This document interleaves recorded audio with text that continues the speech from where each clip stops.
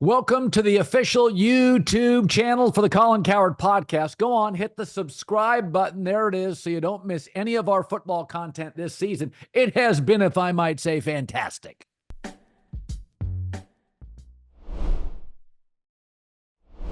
Okay, so you don't want to make sweeping generalizations, but first impressions do matter. They matter a lot.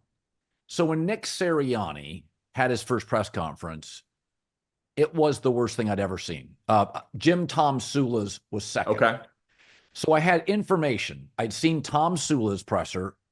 He did an interview after he was hired, and it was a disaster. Tom Sula was a disaster. I'd been told by a source that I really trust, Sirianni wasn't ready for the job. They weren't sure he was a great coordinator. And then he had the press conference. And so then he starts coaching. It's really choppy. Shane Steichen takes over play calling. It's really good. Shane leaves. It's terrible again. And I think back to the Sirianni thing. And so I didn't stick with my belief. Like my take was, okay, Sirianni's got it. And now I go back and I look and I think, why did you ever bail on that? Your first impression was right. Now I will say Dan Campbell's opening presser was kind of vintage, a little caveman over the top Dan Campbell. But the truth is, we don't think he's situationally a great coach. We think he's a culture builder, and he was building a culture. So that was aligned with how really he is. And that's why his players play so damn hard. Even his first year when they weren't winning, God, they were playing good teams to the bell. And so I've always watched that opening presser. D'Amico Ryans, excellent. Sean McVay, excellent. Many of the guys. Now, again, Belichick was actually pretty damn funny at the podium before he got all the rings. Then he turned angry. But I do watch that Wednesday press conference, my legendary or annoying hat on backwards take. Like, I do think that stuff matters. I've had more coaches text me on that in the last 10 years than you would believe. That they do take the Wednesday pressers. I mean, I've had people say, the truth is, we tell our guys, this is a big press conference. The bank's behind you. Watch what you say. That's a big press conference, the Wednesday quarterback presser. And I do watch press conferences for coaches because it tells me Brady talked and never said anything. Eli Manning talked and never said anything.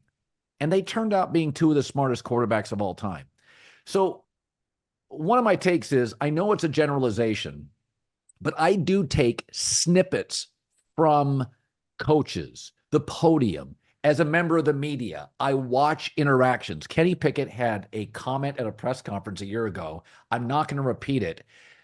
It was about some body part of his, and I was like, oh, Jesus, this guy can't. Nope, he doesn't get it. Like, this doesn't work at all. Whether or not you agree with backward hat, the premise of making a judgment for high priority positions on brief snippets. Now, we do this with politicians freely, liberally, and with conviction. Do you buy it for sports? To a point. I think that grading press conferences at times is something that the media does and puts too much emphasis on because it is something that we can relate to and we can understand. We are good public speakers. We know how to speak into a microphone. We know how to say interesting things. We don't know how to run the West Coast offense. We don't know how to block a 300-pound guy who runs a 4.5. And so I think that there is some degree of they're playing our game. They're answering our questions. They're in front of our microphones, in front of our cameras. So they're on our turf. So let's judge them at our game because it's something that we are obviously better at and understand and are trained for. We're the pros in that arena. So I do think sometimes we overrate it. But that is not to, I say all of that to then say, to your point, sometimes when I see a guy up there, I'm like, there's just no way that he can command a room. Or like, there's no way that his players are not making fun of him behind his back. Or whatever the conclusion is. So it's not a hard and fast rule. Matt Eberflus, Bears coach. I think he's a nice guy who listens to his players, but I think he's a little vanilla, a little corny, some dad jokes. I mean, I've had guys say like, yeah, dad joke, grandpa floose. Like we laugh at him a little bit, like not in a mean way, not in a disrespectful way, but I don't believe that he's like all of their guys that they would go to the mat for forever. You know, I don't think he's that guy. Right. Dan Campbell very clearly is that guy. His team has taken on the culture of Dan Campbell. I do wonder if there's an expiration date on something like that. Like if you give me the great culture builder or the great schematic mind, I'll take the great schematic mind. Like I'd be interested into knowing what Dan Campbell's team looks like when Ben Johnson takes a head coaching job and a couple of the offensive players leave. You know, I'd much rather have Kyle Shanahan than Dan Campbell. Would not even be close for me because I've seen that Kyle Shanahan can overachieve. So I think that there's obviously something to it. These are billion-dollar organizations. You're representing yourself publicly. It's a glimpse for us into their world. But I also think, I mean, you know way more coaches than I do. I know plenty. I've covered the NFL for a while. What are their work weeks? 100 hours, 100-plus hour work weeks.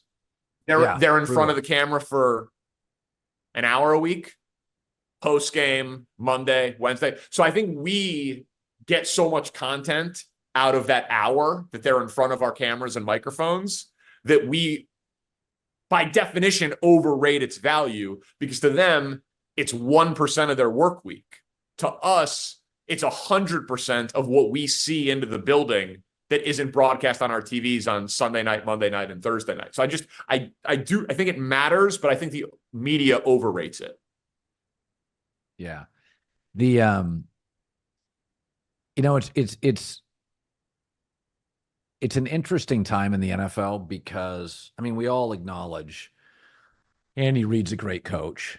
And then there are coaches like Shanahan, LaFleur, McVay. It's a lot of offensive guys. You know, Shanahan, McVay.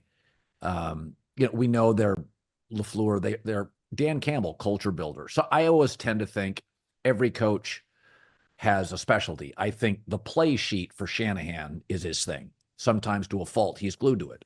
I think McVay's the better public speaker, a little more alpha. He's the culture builder. Not that he's bad on the play sheet, but he's a culture builder. I think LaFleur's a little of both. He's not as dynamic as McVay in the locker room. I was told that when he was in Tennessee, but he's good enough and he's good on the play sheet, but not good as Shanahan. And I think there's you know, when I look at coaches, I look at quarterbacks and coaches the same way. When I look at a quarterback out of college, there's got to be at least one wow. So Daniel Jones has no wow. So it doesn't work for me. Joe Burrow's accuracy was wow. Josh Allen's size, Lamar's speed, Jaden Daniels, a little of both. There's a wow. That doesn't mean it's refined. But when I saw Josh Allen first year jump over a linebacker, I'm like, wow. So my first take is Trubisky, no wow. Right. Daniel Jones, no wow. EJ Manuel, no wow. Like if I don't see a wow, it's not going to last, or you're going to need a perfect coach. That's why I was into Sam Darnold. I was like, oh, I see the wow. He is freaking an athlete with a big arm and he runs over. He's like a poor man's Andrew Luck or maybe a better man's Carson Wentz. Like he's, you know, but we know he's not Luck, but I think he's better at his best than Carson Wentz. If I said to you, best coach Andy Reid, is there a definitive to you second best coach in the league? Because Shanahan's liability has been late game lead evaporation. And I can give you about 6 different times in big spots. Yeah, you can, but he's the guy. Here's the thing. This is not a formula. It's not something that can be computed. It's just in my own head, a guy who watches damn near every game. I plug into the Matrix for 11 hours on Sunday from 1 p.m. Eastern to 11:30 p.m. Eastern, and then watch Monday Night Football and Thursday Night Football. I just watch it all. I've got in my head, how good is your quarterback? How good is your coach? How good is your coordinator? How good is the rest of your roster? How good is your owner? How good is your general manager? How good is your cap space? Who's carrying more dead cap money? Who's supposed to win this year? Who's supposed to be good offensively? Who's supposed to be good defensively? And then I have all these factors. And then I'm like, who's overachieving and who's underachieving? So the Eagles, they spend more money on offense than any team in the league. Number one in cash spent on the offensive side of the ball. And they have an offensive head coach. And they have a high-profile offensive coordinator.